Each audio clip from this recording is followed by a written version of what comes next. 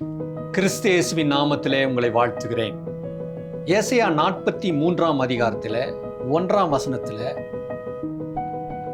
நீ ஆறுகளை கடக்கும்போது, நீ அக்கினியில் நடக்கும்போது உன்னை அது சேதப்படுத்துவதில்லை அப்படின்ற வார்த்தை தீர்க்கதரிசி மூலமா கர்த்தர் சொல்றார். நம்முடைய வாழ்க்கையில ஆறுகளை போல, பெரிய தண்ணீரை போல, அக்கினியை போல நம்முடைய பிரச்சனைகள் இருக்கிறது என்பதை நாம் உணர்ந்து கொள்ள வேண்டும். அநேக வேளைகளிலே நம்முடைய எதிராளிகள் மூலமா வருகிற பிரச்சனை ஒரு அக்கினி மயமா போல நம்மளை சுட்டெரிக்கிறது போல இருக்கலாம்.